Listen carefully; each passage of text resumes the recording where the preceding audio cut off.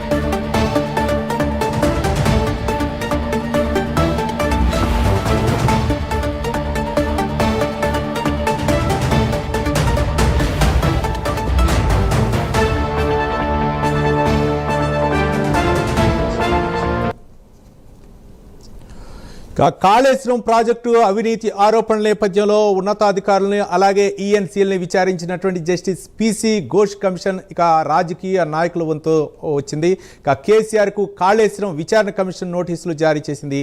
కేసీఆర్తో పాటు హరీష్ రావు ఈట్లకు నోటీసులు ఇచ్చింది. 15 రోజుల్లో విచారణకు హాజరు కావాలని నోటీసులో పేర్కొంది.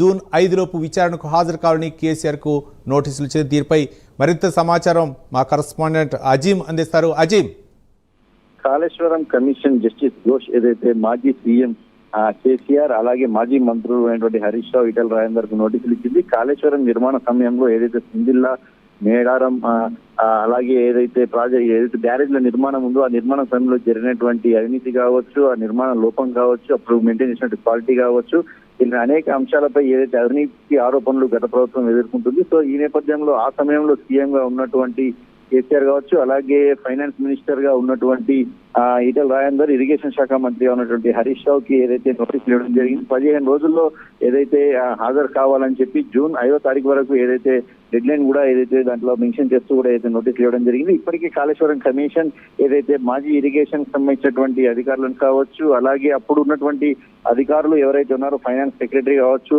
అలాగే బ్యారేజ్ నిర్మాణ సంస్థకు సంబంధించినటువంటి వారిని కావచ్చు, అందరినీ ఇప్పటికీ అనేక మార్లు ఏదైతే వారిని విచారణ చేసింది, వాళ్ళ దగ్గర నుంచి అఫిడేవిట్స్ ని కూడా ఏదైతే తీసుకుంది. కాళేశ్వరం నిర్మాణం విషయంలో ముఖ్యంగా 3 బ్యారేజ్లకు సంబంధించినటువంటి విషయం ఏదైతే ఉందో బ్యారేజ్లు కుంగిపోయినటువంటి ప్రమాదం ఉంది. సో నాణ్యత పాటించలేదు.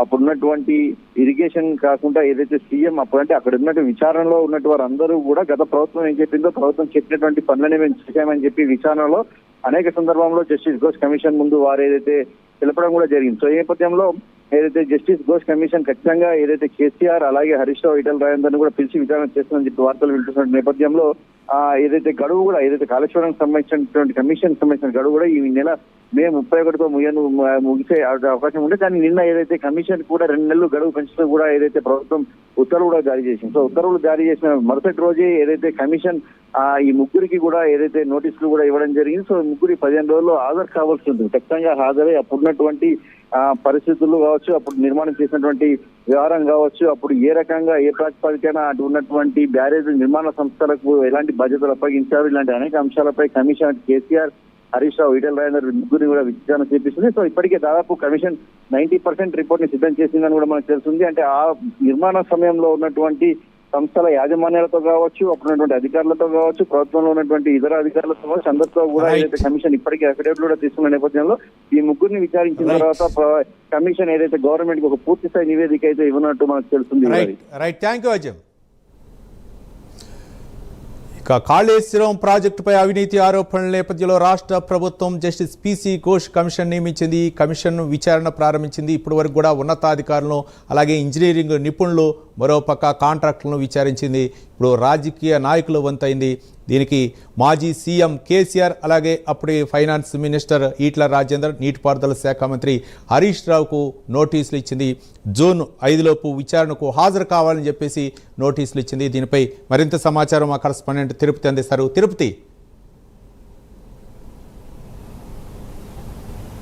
రవి, కాళేశ్వరం ప్రాజెక్టు విచారణలో కీలక పరిణామం చోటు చేసుకుంది. మాజీ సీఎం కేసీఆర్, మాజీ ఆర్థిక శాఖ మంత్రి, మాజీ నీటిపారుదల శాఖ మంత్రికి పీసీ ఘోష్ కమిషన్ నోటీసులు జారీ చేసినటువంటి పరిస్థితి కనబడుతుంది. గత కొద్ది రోజులుగా కాంగ్రెస్ ప్రభుత్వం ఏర్పడినప్పటి నుంచి కూడా కాళేశ్వరం ప్రాజెక్టు సంబంధించినటువంటి అవినీతి ఆరోపణలపై ప్రభుత్వం ఎంక్వైరీ చేసినటువంటి పరిస్థితి కనబడుతుంది. పీసీ ఘోష్ ఒక కమిటీ ఏర్పాటు చేసి విచారణ ప్రారంభించారు. మేడిగడ్డ బ్యారేజ్ కావచ్చు, అన్నారం బ్యారేజ్ సంబంధించినటువంటి ఏం జరిగింది, అప్పుడు ఎంత మేరకు నిధులు కేటాయించారు, అసలు కాళేశ్వరం ప్రాజెక్టులో ఎటువంటి అవినీతి జరిగిందంటూ కూడా ప్రభుత్వం చాలా సీరియస్గా తీసుకొని విచారణ కొనసాగించిన పరిస్థితి కనబడుతుంది. ఇటు పీసీ ఘోష్ సంబంధించినటువంటి కమిటీని ఏర్పాటు చేసి కాంగ్రెస్ ప్రభుత్వం పూర్తిగా కాళేశ్వరం ప్రాజెక్టులో ఎటువంటి అంశాలు కావచ్చు, ఎటువంటి అవినీతి జరిగిందంటూ కూడా పూర్తిగా విచారణ కొనసాగించినటువంటి ఆ పరిస్థితి కనబడుతుంది. విచారణ కూడా తుది దశకు చేరినట్టు తెలుస్తుంది. విచారణలో మాజీ సీఎం కేసీఆర్తో పాటు మాజీ ఆర్థిక శాఖ మంత్రి ఈటెల రాజేందర్, మాజీ నీటిపారుదల శాఖ మంత్రి హరీష్ రావు కూడా కమిషన్ నోటీసులు జారీ చేసినటువంటి పరిస్థితి కనబడుతుంది. 15 రోజుల వ్యవధిలో 15 రోజుల లోపు తప్పకుండా వివరణ ఇవ్వాలంటూ కూడా నోటీసులు జారీ చేసినటువంటి పరిస్థితి కనబడుతుంది. జూన్ 5 లోపు తప్పకుండా ఈ ముగ్గురు మాజీ సీఎం కేసీఆర్ కావచ్చు, ఈటెల రాజేందర్, హరీష్ రావు కూడా పూర్తి వివరణ ఇవ్వాలంటూ కూడా కమిషన్ పేర్కొన్న పరిస్థితి కనబడుతుంది. జూన్ 5 లోపు విచారణకు హాజరు కావాలని నోటీసులో పేర్కొన్న పరిస్థితి కనబడుతుంది. ప్రజెంట్ ఇప్పుడు తెలంగాణ రాష్ట్ర రాజకీయాలలో కేసీఆర్ కు నోటీసులు రావడం అయితే చర్చనీయాంశంగా మారిన పరిస్థితి కనబడుతుంది. మీ విచారణకు కేసీఆర్ హాజరవుతారా, ఈటెల రాజేందర్ కావచ్చు, హరీష్ రావు హాజరవుతారా, వాళ్ళు ఈ ముగ్గురు ఈ నోటీసులకు సంబంధించి ఎట్లా స్పందిస్తారు, నోటీసులకు సంబంధించి ఏం మాట్లాడతారని చర్చ అయితే కొనసాగుతున్న పరిస్థితి కనబడుతుంది. కేసీఆర్తో పాటు హరీష్ రావు, ఈటెల జూన్ 5 లోపు 15 రోజుల్లో విచారణకు హాజరు కావాలని పీసీ ఘోష్ కమిషన్ నోటీసులు ఇచ్చినటువంటి నేపథ్యంలోనే రాజకీయ వర్గాల్లో తీవ్ర చర్చ అయితే కొనసాగుతున్నటువంటి పరిస్థితి కనబడుతుంది. గత కొద్ది రోజులుగా చాలా రోజుల నుంచి కాళేశ్వరం ప్రాజెక్టుకు సంబంధించినటువంటి అవినీతి ఆరోపణలు వస్తున్న నేపథ్యంలోనే కాంగ్రెస్ ప్రభుత్వం చాలా సీరియస్గా తీసుకొని అనేక లక్షల కోట్లను ప్రజాధనాన్ని వృధా చేశారంటూ కూడా కాంగ్రెస్ ప్రభుత్వం సంబంధించినటువంటి ప్రజాప్రతినిధులు కావచ్చు, వీరంతా ఆగ్రహం వ్యక్తం చేసినటువంటి పరిస్థితి కనబడుతుంది. ఇప్పుడు చివరికి